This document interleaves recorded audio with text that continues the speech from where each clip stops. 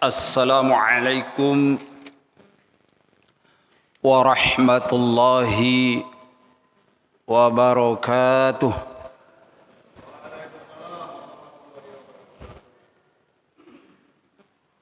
Innal hamdalillah wassalatu wassalamu ala Rasulillah wa ala alihi wa sahbihi wa mawalah. La haula wa la quwata illa billah.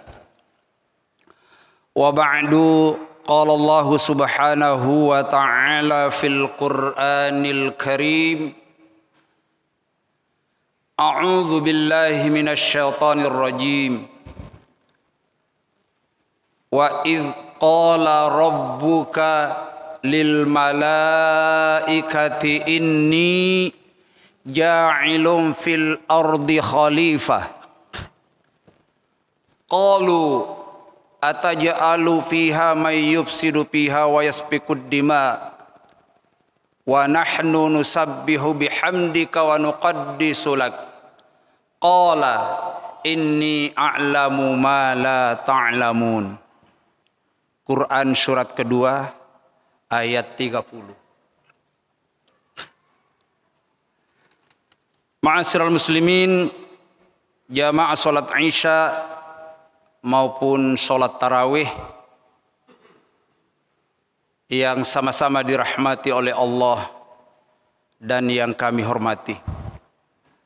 Alhamdulillah, bersyukur kita kehadirat Allah Subhanahu wa taala karena sampai pada malam yang ke-12 daripada pelaksanaan ibadah kita di bulan suci Ramadan ini, kita semuanya masih tetap diberikan nikmat sehat wal afiyah, masih diberikan nikmat kekuatan secara jasmani maupun rohaniah, masih diberi nikmat umur, masih diberi nikmat kesempatan, dan yang paling penting kita masih dimampukan untuk selalu berusaha meningkatkan nilai-nilai keimanan, ketakwaan maupun amal-amal ibadah kita.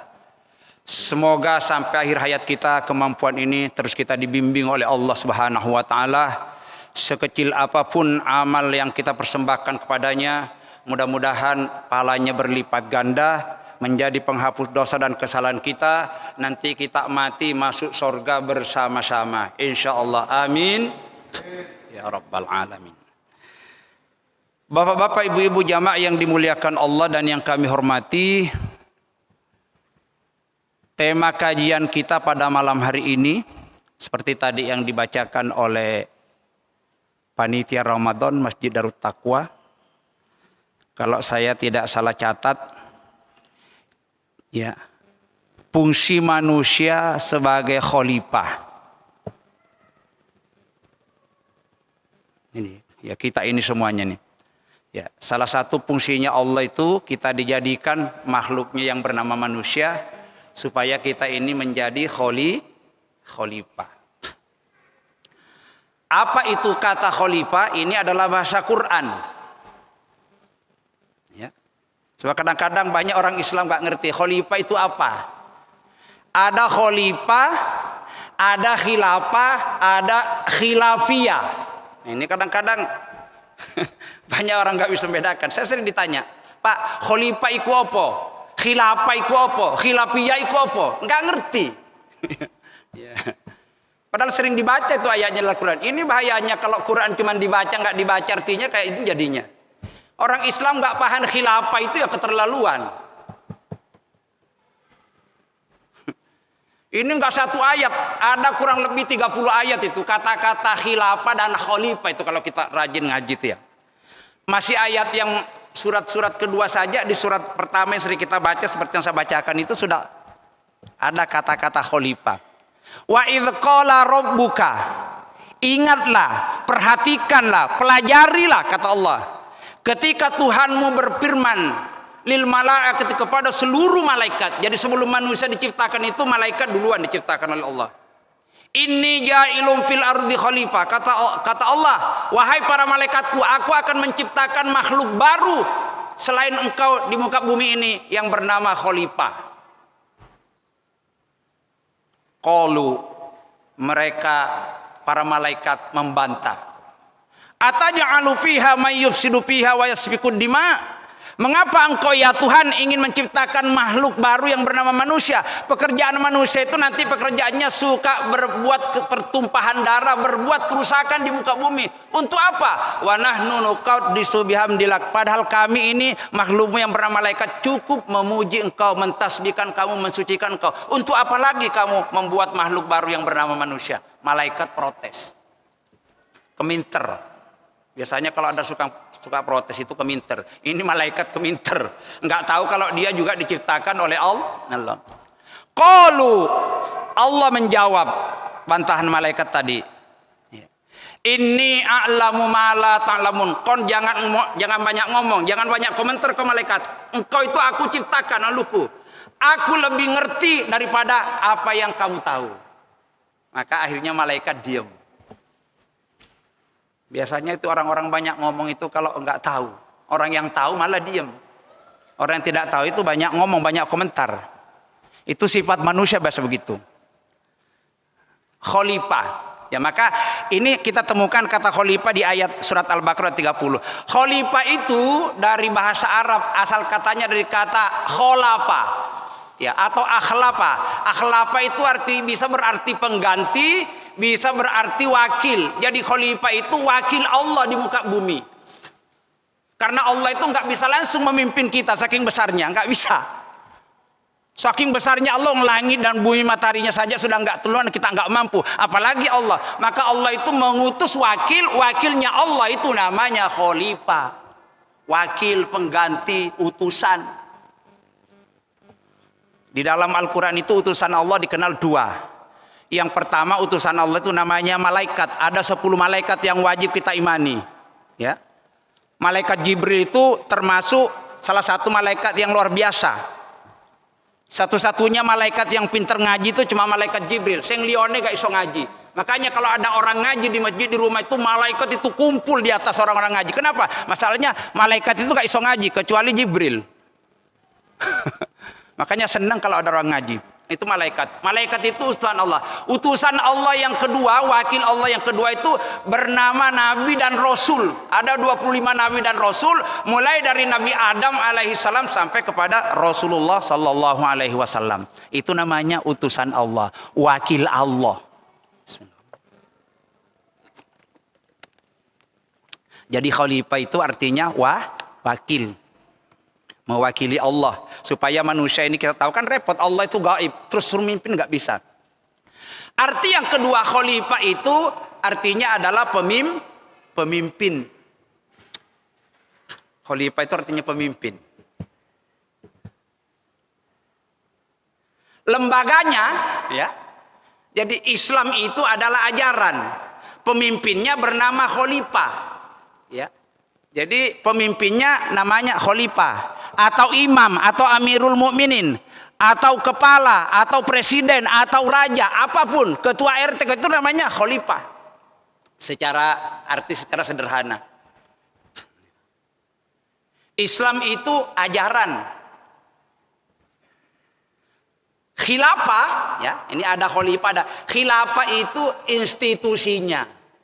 Institusi itu lembaganya. Wadah, ya, organisasi, perkumpulan itu sama. Negara itu institusi. Ya.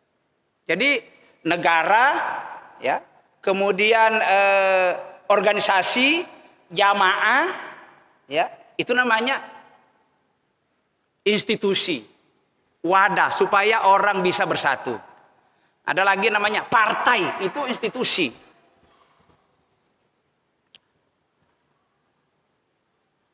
Jadi dalam setiap ajaran bapak-bapak sekalian itu sekurang-kurangnya ada 4 ini. Kalau tidak ada yang 4 ini, suatu ajaran maka tidak akan berjalan dengan baik. Ajaran apapun, baik ajaran yang datangnya dari Allah seperti Islam, Nasrani, Yahudi, ya, itu ajaran yang datang dari Allah, maupun ajaran yang dikarang-karang oleh manusia. Sebab agama itu ada 2. Ada agama samawi, ada agama ardi. Agama samawi, agama yang turun dari langit, ada nabinya, ada kitab sucinya.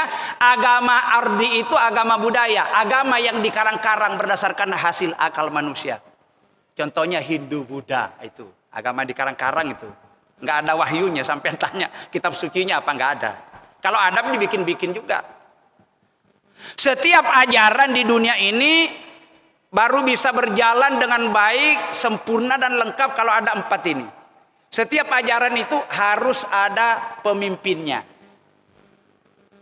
Kalau dalam Islam harus ada khalifahnya, ada amirnya, ada sultannya.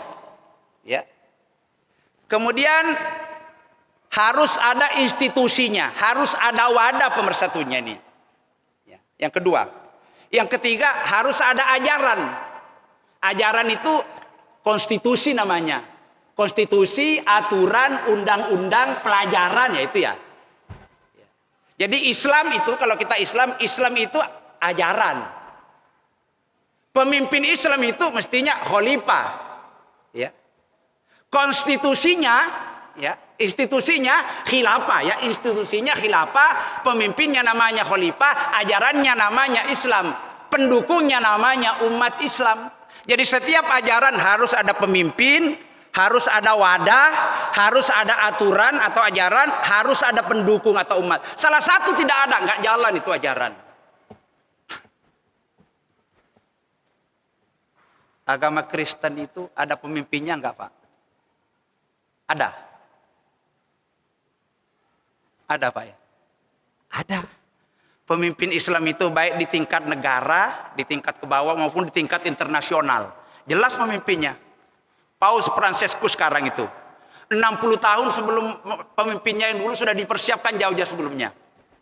Orang Yahudi ada pemimpinnya baik di tingkat negara maupun tingkat internasional ada. Orang Hindu ada. Orang Yahudi ada. Orang Islam ada nggak?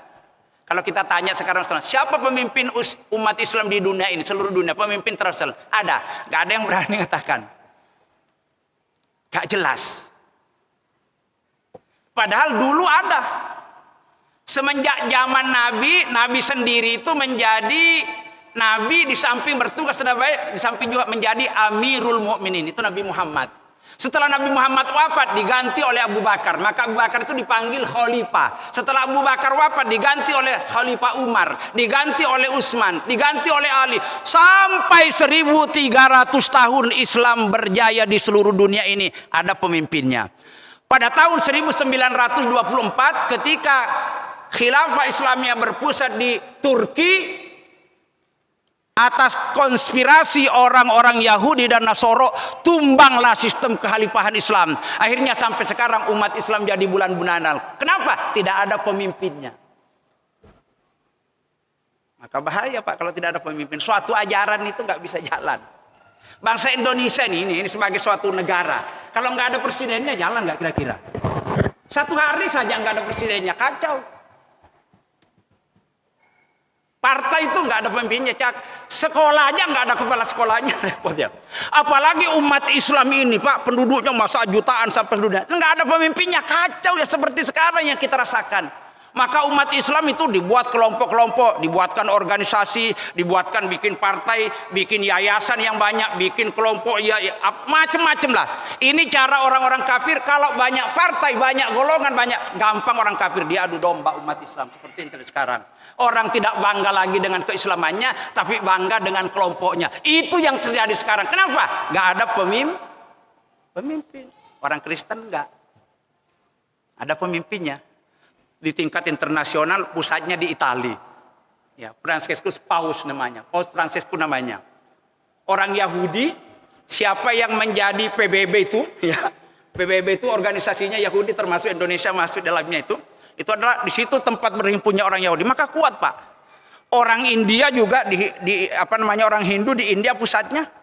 Orang Islam itu pernah ada, cuman atas kelemahan orang Islam yang senang diadu domba itu, tidak memperhatikan pemimpin, wes pokoknya sholat, wes pokoknya puasa, pemimpin itu gak penting. Akibatnya kita jadi sekarang.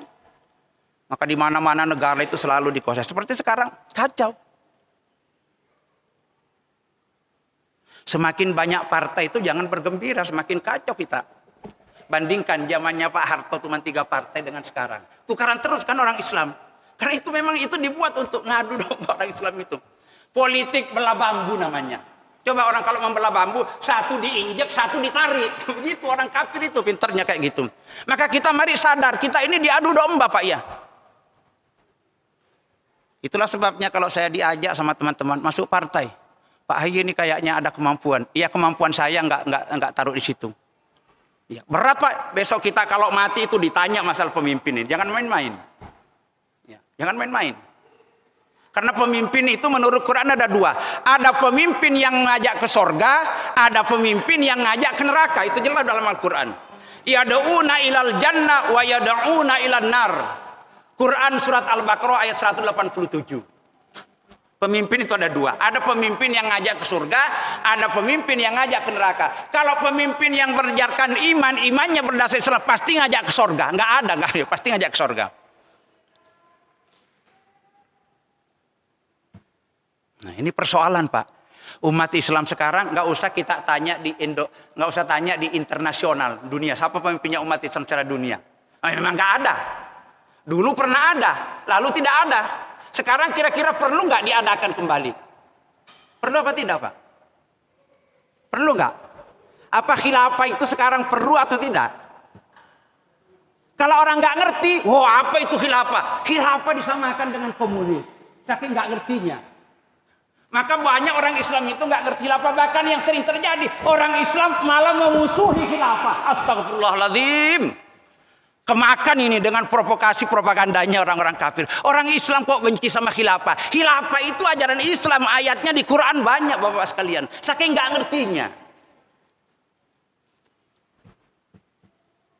Jadi kita harus mengkaji nih. Khalifah itu apa? Khilafah itu apa? Apa keuntungannya di saat khilafah masih ada? Apa penderitaan dan kerugian dia alami oleh umat Islam semenjak runtuhnya sistem kekhalifahan? Mulai tahun 1924 sampai sekarang. Setiap mau diadakan selalu dihambat oleh orang musuh-musuh Islam, orang kafir. Jadi khilafah itu kalau tidak ada seperti sekarang ini, kita jadi bulan-bulan jadi kucing-kucingan orang-orang kafir dan terus. Karena kita tidak punya kekuatan. Orang kalau tidak bersatu dalam sistem Islam, dalam kepemimpinan orang Islam dipimpin sama orang Islam sendiri, aturan Islam sendiri, pasti kacau. Kacau. Khalifah Umar, khalifah keberapa Pak Umar itu? Khalifah keberapa? Sayyidina Umar. Khalifah kedua, biasanya nih di salat tarawih 20 rakaat itu disebut al khalifatul ula Abu Bakar, al khalifat itu. Ya, kenemenan nih nggak ngerti lah. Nek salat tarawih disebut-sebut namanya ya. Khalifah kedua Umar bin Khattab. Jadi orang yang lama berpraktik di khilafah. Beliau pernah bersabda begini sabdanya. La islama illa bi jama'atin. Islam itu tidak ada, kata Khalifah Umar. Islam itu tidak akan direken oleh orang. Islam itu tidak akan berdaya illa bi jama'atin, kecuali umatnya mau bersatu di dalam wadah persatuan yang memang ada contohnya. Bukan sembarang persatuan. Tidak akan jaya, tidak akan kuat, tidak akan memiliki kemenangan Islam itu. Selalu kalah apabila bi jama'atin, tidak berjamaah, tidak bersatu, tidak memiliki wadah persatuan, kata Umar. Wala jama'ata, ya. Wadah persatuan itu atau persatuan itu tidak mungkin ada juga illa bi imaro, kecuali ada pemimpin. Jadi kalau ada kelompok manusia tidak ada pemimpinnya, ada organisasi tidak ada pemimpinnya, ada rombongan nggak ada pemimpinnya, ada apa saja itu kelompok manusia tidak ada pemimpinnya. Kalau tidak ada pemimpinnya namanya apa Pak? Manusia berkelompok berkumpul itu tidak ada pemimpinnya, namanya apa? Hah? Gerombolan. Kalau ada manusia itu gerombolan. Ya, kalau ada komunitas, ada jamaah, ada organisasi, ada itu pasti ada pemimpinnya. Tidak ada pemimpinnya namanya gerombolan. Tidak jalan itu pasti. Tidak jalan. Aturan undang-undang kalau tidak ada yang menegakkan pasti tidak jalan. Begitulah Islam sekarang ini. Tanya, siapa pemimpin umat Islam, nggak usah di dunia. Di Indonesia saja ada. Ada yang berani menentukan siapa pemimpin umat Islam di Indonesia? Ada yang berani? Coba angkat tangan yang berani menunjukkan. Amin Rais? Bukan. Din Samsudin? Bukan. Kalau pemimpin organisasi, iya. Ini banyak Pak di Indonesia. Siapa pemimpin organisasi Islam ini, partai Islam ini? Oh banyak. Tapi siapa pemimpin umat Islam yang mampu mempersatukan Islam? Gak usah di dunia, di Indonesia saja. Wangel tuturane. Ya, memang orang Indonesia kan dibuat memang yang diinginkan oleh musuh-musuh Islam, baik musuh dari dalam supaya umat Islam itu tidak bersatu. Yang namanya berjamaah, yang namanya berorganisasi itu kalau semakin banyak maka umat Islam semakin lemah. Itu yang terjadi sekarang. Tukaran terus itu. Entah sampai kapan.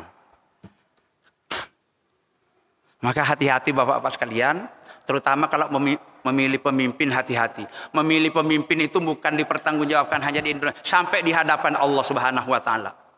Di surat 33, surat Al-Ahzab, ayat 66, ayat 68 Allah Subhanahu wa taala berfirman, "Yauma tataqallabu wujuhahum." Ya. Finnar, qalu ya laitana. Ya, artinya itu begini. Ingatlah suatu saat nanti di akhirat ini, pada saat muka manusia dibolak-balik di atas api.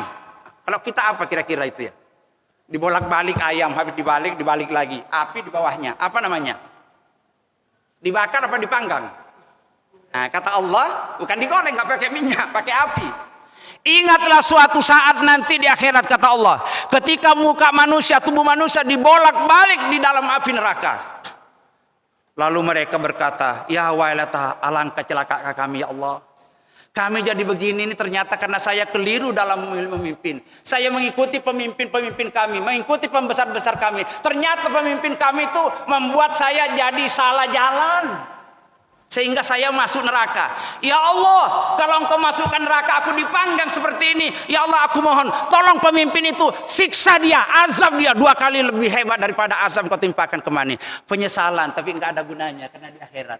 Maka hati-hati memilih pemimpin, dipertanggungjawabkan sampai di hadapan Allah nanti. Kalau kita salah memimpin, memilih kucing dalam karung, enggak main-main Pak. Bukan hanya di dunia urusannya, sampai di akhirat.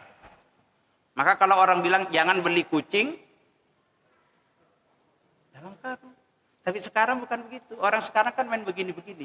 Maka orang-orang yang memilih pemimpin pakai begini sama-sama nanti. Pemimpin yang dipilih sama memilih sama-sama nanti masuk di dalam neraka. Silakan, nggak percaya mati besok. Bahaya Pak. Jelas? Khalifah tadi artinya apa? Pemimpin. Pemimpin Islam itu yang internasional, yang menyeluruh, namanya khalifah. Jadi apa itu? Khalifah itu adalah pemimpin Islam mendunia. Ya, sama dengan Katolik tadi, Kristen itu ya Kristen juga ada, pastinya ada. Khalifah namanya. Kalau di tingkat negara biasanya sultan. Sultan itu yang kalau kerajaan-kerajaan namanya sultan. Di bawahnya lagi kalau khalifah itu sama dengan pemimpin internasional. Kalau di bawahnya lagi imam. Itu pemimpin juga, seperti imam sholat. Ya, pemimpin negara itu disebut imam, itu nggak boleh disebut khalifah, nggak bisa. Khilafah nggak bisa. Jadi khilafah itu adalah wadah pemersatu umat Islam seluruh dunia. Pemimpin pemersatu seluruh dunia namanya khalifah. Islam pernah memiliki itu, berkuasa di dunia selama 1.300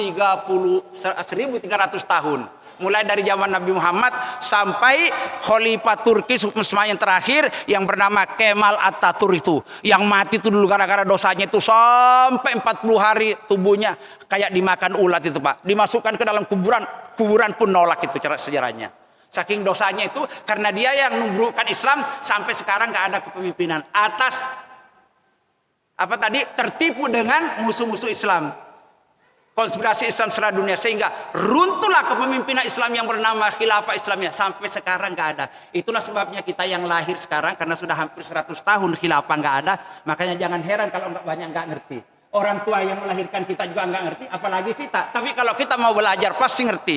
Apa itu khilafah? Apa itu khalifah? Apa tujuannya khalifah? Apa kerugian yang diderita umat Islam kalau tanpa khilafah? Pasti akan tahu. Perlukah khilafah kembali ditegakkan atau tidak usah? Pasti tahu jawabannya kalau kita kaji di dalam Al-Quran hadis. Tapi orang-orang yang nggak pernah tahu istilah khalifah saja udah bingung. Khalifah dengan khilafah nggak bisa membedakan. Khilafiyah dengan khilafah nggak bisa membedakan. Kalau khilafiyah itu artinya perbedaan pendapat di kalangan umat Islam, namanya khilafiyah. Mazhab ini begini, mazhab ini begini, mazhab begini, itu namanya khilafiyah. Kalau khalifah artinya pemimpin internasional. Kalau khilafah artinya wadah pemersatunya umat Islam, rumahnya, organisasinya. Ya, maka keliru kadang orang mengatakan di Indonesia mau didirikan negara khilafah. Gak bisa, khilafah itu bukan negara, salah. Kalau ada orang mengatakan khilafah negara, salah besar. Khilafah itu adalah jamaah, organisasi, sama dengan PBB, sama dengan Uni Eropa, sama dengan ASEAN. Itu organisasi untuk mempersatukan berbagai macam bangsa. Masa negara? Kalau negara itu kan kecil, negara itu kan Indonesia. Besar mana negara sama Islam? Besar mana negara sama Islam? Ya Pak Joko, besar mana negara sama Islam? Besar Islam, karena Islam itu menyeluruh. Kalau negara, Indonesia, Malaysia, Filipina, kecil. Maka kalau negara harus ngatur-ngatur Islam itu rusak. Mestinya itu Islam harus ngatur negara, karena Islam itu besar. Nah sekarang ini Islam mau diatur-atur oleh negara. Akhirnya kayak gini jadinya. Rusaklah kita ini, nggak pernah baik kita melaksanakan ajaran Islam. Karena salah jalan. Dan anehnya umat Islam itu banyak yang bodoh dan gampang dibodohi. Padahal kalau kita sholat sering ngomong kita ghairil maghdubi alaihim waladdallin. Ya Allah, hindarkan kami dari jalan orang-orang yang dimurkai dan orang-orang yang sesat maupun yang menyesatkan. Sekarang di dunia ini banyak orang Islam yang dollun mudillun. Dollun itu artinya sesat, bingung, nggak ngerti. Mudillun, nyesatkan orang. Hati-hati. Sekarang banyak orang nggak ngerti, dia nggak ngerti, malah membuat orang tidak mengerti. Dia bodoh, membodoh-bodohi orang. Itulah yang terjadi sekarang. Maka kita hati-hati. Sekali lagi, pemimpin dalam Islam itu penting. Tanpa pemimpin tidak bisa suatu ajaran itu berjalan dengan baik. Maka khilafah, ya, wadahnya, khalifah pemimpinnya. Setiap orang Islam kalau imannya benar pasti bercita-cita ingin kembali tegak khilafah di seluruh muka bumi. Bukan di Indonesia Pak, kecil kan, di seluruh dunia. Dan itu tidak mungkin akan terjadi kalau bukan kita sendiri.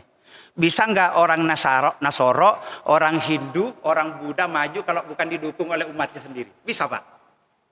Orang Nasrani maju, berkembang kalau nggak didukung oleh umatnya sendiri. Bisa kira-kira?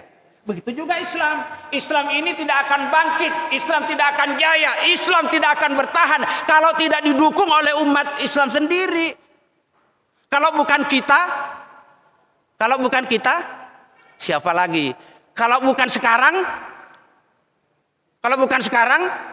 kapan lagi? Kalau bukan di sini, enggak, kalau tempatnya di mana saja. Tapi kalau bukan kita, siapa lagi? Kalau bukan sekarang, kapan lagi? Kita mati. Maka setiap orang Islam, Islamnya yang benar harus punya andil dalam Islam. Kalau cuma sholat, zakat, puasa, belum, harapan masuk surga masih kecil. Harapan masuk surga itu kalau di samping sholat, baca Quran, berzikir, kita punya andil. Urusin Islam ini. Islam tidak diurus, gak mungkin akan jaya. Sekurang-kurangnya kita jadi pengurus masjid. Makanya kalau ditunjuk jadi pengurus masjid, pengurus yayasan Islam, pengurus madrasah, pengurus pesantren, jangan nolak Pak. Kalau cuma mengandalkan sholatnya, puasanya nggak bisa masuk surga. Setiap orang Islam yang imannya benar, kalau disuruh ngurusin lembaga-lembaga perjuangan Islam pasti mau. Mudah-mudahan kita dimampukan oleh Allah Subhanahu Wa Taala agar kita tidak hanya beribadah ritual, merupakan ibadah pribadi. Dalam Islam itu ibadah ada dua. Ada ibadah pribadi, contohnya kayak sholat puasa. Tapi ada ibadah jama'i, kita ngurusin Islam, ikut andil dalam Islam. Kalau kita mampu seperti itu, insya Allah nanti kalau kita mati, besar harapan untuk masuk surga bersama-sama. Amin ya rabbal alamin. Terima kasih atas kebersamaan dan perhatian Bapak Ibu semuanya. Mohon maaf bila ada hal-hal yang kurang berkenan. Hanya kepada Allah kita senantiasa memohon pahala dan ridhonya. Minta ampun atas segala dosa dan kesalahan kita. Billahi taufiq wal hidayah. Assalamualaikum warahmatullahi wabarakatuh.